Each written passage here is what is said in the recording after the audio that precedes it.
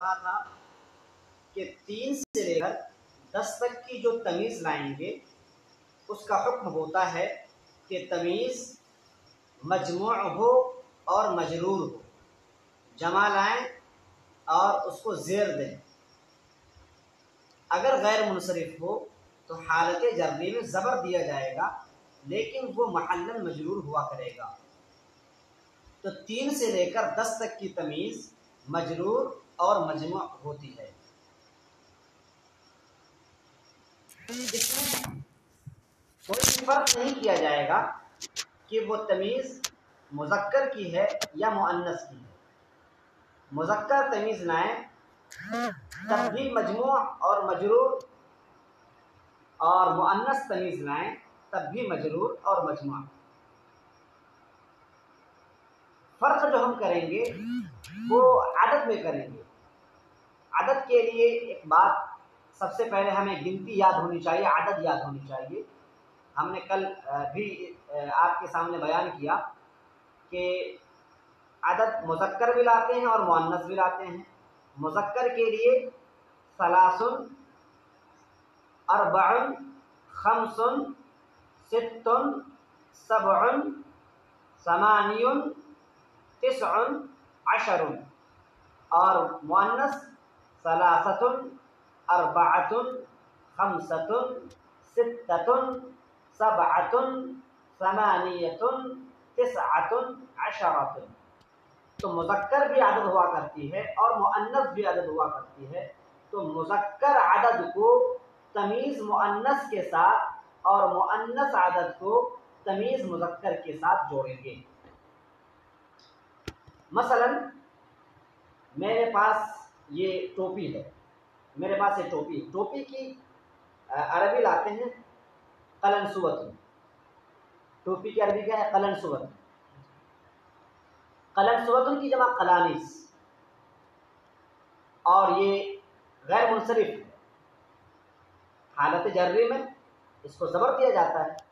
اگر آپ کو بولنا ہو میرے پاس 3 ٹوپیاں ہیں، تو سب سے پہلے میں نے آپ کو بتایا کہ تمیز کو جمع بنائیں گے، قلنسوۃ کی جمع قلانیس، اور اس کو زیر دیں گے، الا یہ کہ وہ غیر منصرف ہو تو اس کو زبر دے دیں گے۔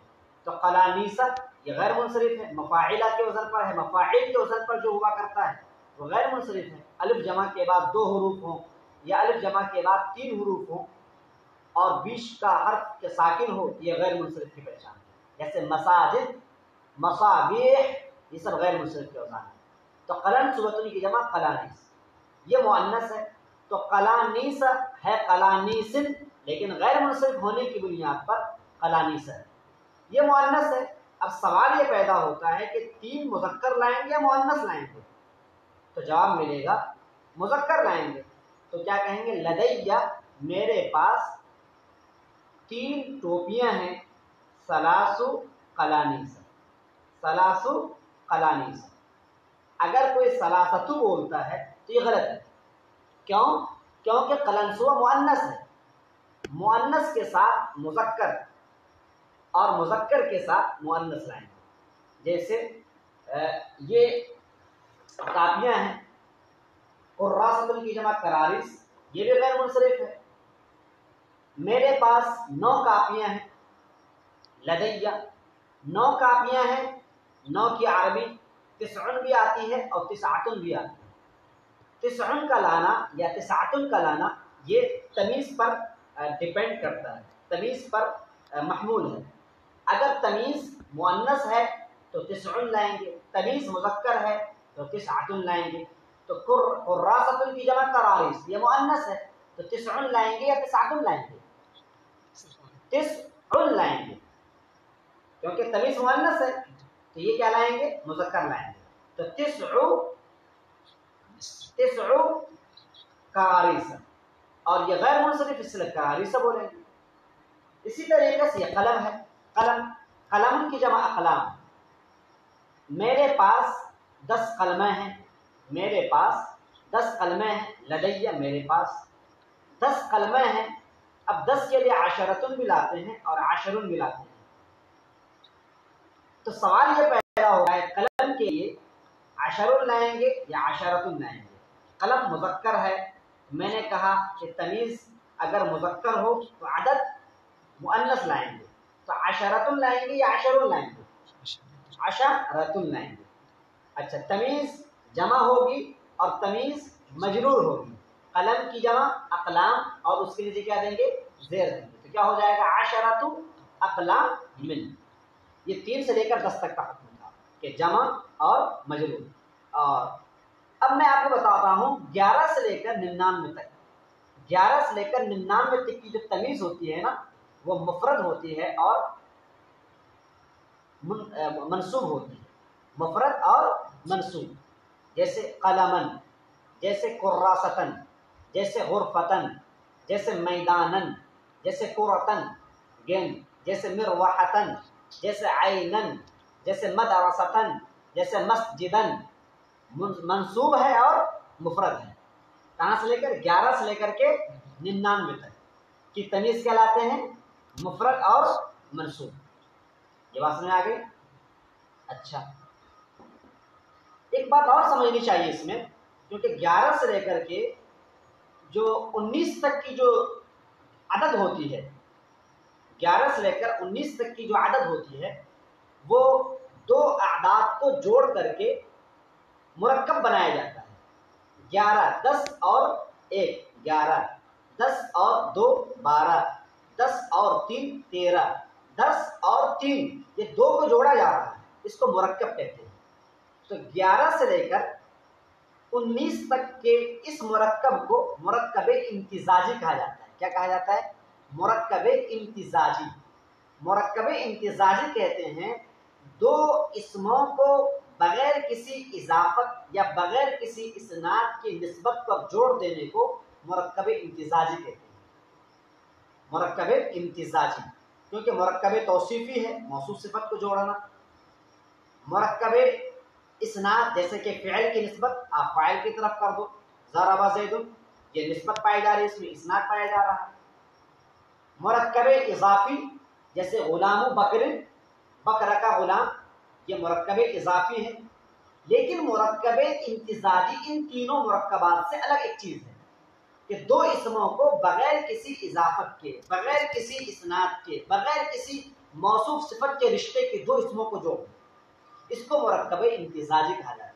اور یہ اس وقت ہوتا ہے جبکہ دونوں علم ہیں، جبکہ دونوں اسم ذات ہیں، یا دونوں یعنی بیچ میں سمجھ لو کہ بیچ میں کوئی رشتہ نہ کاکی کا رشتہ ہو، نہ ایک اسم کی اضافہ، ایک اسم کا اسناد دوسرے اسم کی طرف ہو رہا ہو، اور نہ ایک صفت اس میں ایک اسم کے ذریعے سے دوسرے اسم کی کا وصف بیان کیا جا رہا۔ ان تینوں رشتوں میں سے کوئی رشتہ جب نہیں پایا جاتا ہے تو مرکب امتزاجی کی شکل ہوتی ہے۔ جیسے کہ آپ لوگوں نے بہت پڑھا ہے بعل بکا، بعل بکا، بعل ایک نام ہے، بکا ایک نام ہے، دونوں کو جوڑ دیا گیا، اس میں نہ اضافت پائی جا رہی ہے، نہ موصوف صفت کا رشتہ ہے، نہ فعل فاعل کا رشتہ ہے، اس کو مرکب امتزاجی کہتے ہیں۔ تو 11 سے لے کر 99 تک میں جتنی بھی گنتیاں ہیں سب مرکبات، سب کیا ہے؟ مرکب ہے، سب مرکب ہے۔ لیکن 11 سے لے کر 19 تک کا جو مرکب ہے اس کو مرکب امتزاجی کہتے ہیں۔ مرکب امتزاجی یعنی 11 سے لے کر 19 تک کے دونوں عدد پر ہمیشہ زبر آئے گا، دونوں عدد پر ہمیشہ کیا آئے گا؟ زبر، یعنی مبنی پر فتحہ ہوگا۔ سب سے پہلے ہم گنتی دیکھ لیتے ہیں، احد عشرہ، اثنا عشرہ۔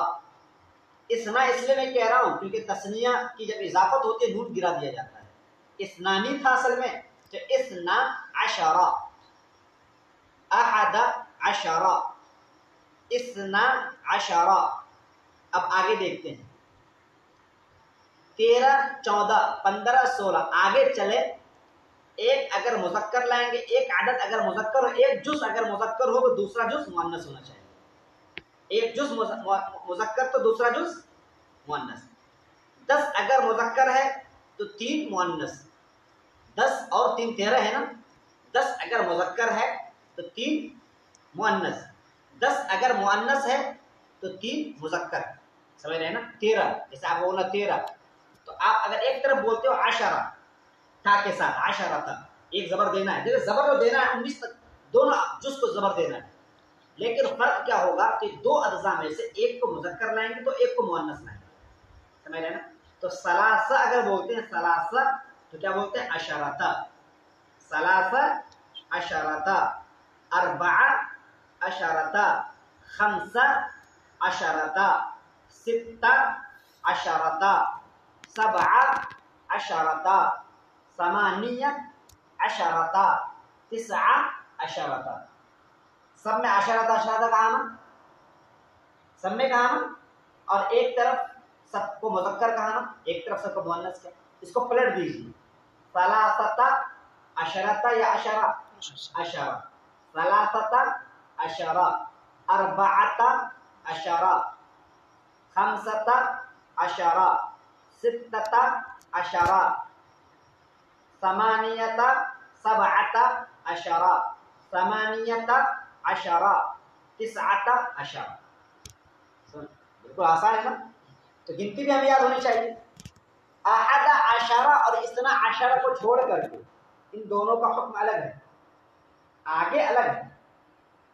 احد عشرہ 11 اور 12 میں دونوں مذکر رہے، دونوں مذکر